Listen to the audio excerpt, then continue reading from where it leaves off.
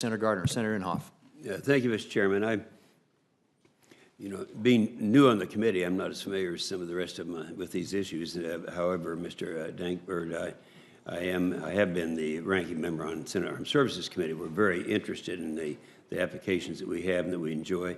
How are we with our competition over there? Tell me who else is out there that that we're competing with in this realm. Which other nations? Yeah. Senator? Yes. Well, adversaries. I'm thinking Adversaries, about. yes. I won't ask you to make that determination as who our adversaries, but go ahead. Yes. Satellite's been very, very instrumental in use in the Middle East and in Africa in dealing with ISIS and terrorists in terms of surveillance, reconnaissance. The issue is that now we're dealing with potential more near-peer adversaries, and we have a number of issues and vulnerabilities. And so the things that I've described that provide more bandwidth to end users also provide more resilience and jam protection to our forces in the field. The good thing is that largely because of the American system and the opportunities in the U.S., it is really important. I think this is an area, the types of technology that you've heard from everybody in the panel, is an area where the United States has clear technology leadership over pretty much every country. And we do work internationally, including all the countries, including some that may eventually be adversaries. I think that making spectrum available and providing a supportive environment for satellite will keep us in the lead. Relative to all of our adversaries. I think we do have a strong lead now in satellite communications. Yeah, where are we with Russia right now? Again, so the Russians, in terms the underlying technology that we've described, all of us are describing, is what's called spot beam satellites. So the spot beam satellites basically reuse frequencies extremely efficiently. You've heard about that at both LEO and GEO. Yeah. No other country has the technology yet that we do for spot beam technology, probably a factor of 10 behind what we've been doing in the United States. Yeah. But I can tell you that Russia, China, India, Brazil, all of the spacefaring nations are very, very interested in this. And if we don't support our satellite industry, I fear that we could fall behind. Yeah, Mr.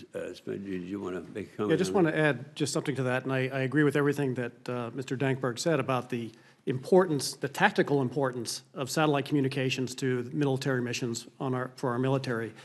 But just maybe to take his last thought a little bit further, it is vitally important that the commercial satellite industry is integrated into the strategy and planning of military SATCOM as well. Yeah. And what we've seen over the time period of recent conflicts is how critical the commercial industry has been to those missions, and we think that it needs to be sustained in a very resilient way, that we can integrate strategies commercially and with MilSatCom to provide this leadership well into the future. Okay, appreciate that, Mr. Denberg. I appreciate also what you're doing in my state of Oklahoma. We've got some 20,000 homes with you, and of course, when you put this on American Airlines, all that installation takes place in my home city of Tulsa. And I know that some of the rest of you are actually launching satellites right now to reach some of the rural areas, which I'm concerned about in Oklahoma.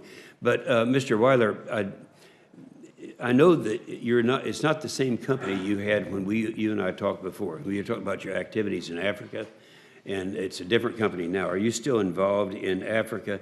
And I'd like to use the rest of my time having you explain to me. I just got back from Tanzania, Rwanda, Burundi, Ethiopia, and I've kind of specialized in Africa now for 20 years. So I'm interested in the problems they're having over there, how I can be of help to some of these countries, because they look to me as one who might be able to help them. So would you comment on that? Sure, thank you. Thank you. Africa, obviously, I spent a great deal of time there, and the challenges, if you look at the 17 SDGs from the United Nations, all these challenges about gender equality and water and education, every single one of those challenges, the underlying requirement is connectivity. You can't measure it, you can't manage it without connectivity. And so Africa is just like America in our rural areas. There is no ability to bring broadband because the terrestrial infrastructure is too expensive. We still spend a lot of our energy with Africa. We've been working with a lot of African nations, and the government of Rwanda is an investor in OneWeb, as well as many other places around the world. So they're counting on us to help solve this problem, help to bridge this divide, because the cost structure of other technologies is just too high. Well, it's interesting you mentioned Rwanda, because I had dinner with Paul Kagame just less than a week ago, and he brought this up. This is a great concern there, but go ahead.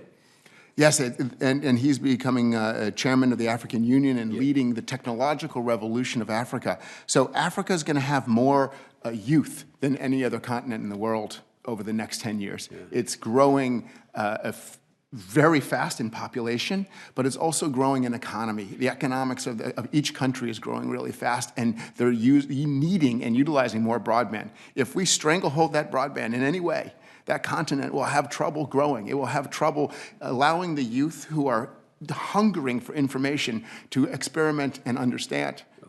Yeah, well, my time has expired, but maybe for the record, because a couple of other countries have brought this up to me, one being the Prime Minister of Ethiopia, and it has a great deal of interest. Thank you, Mr. Chairman.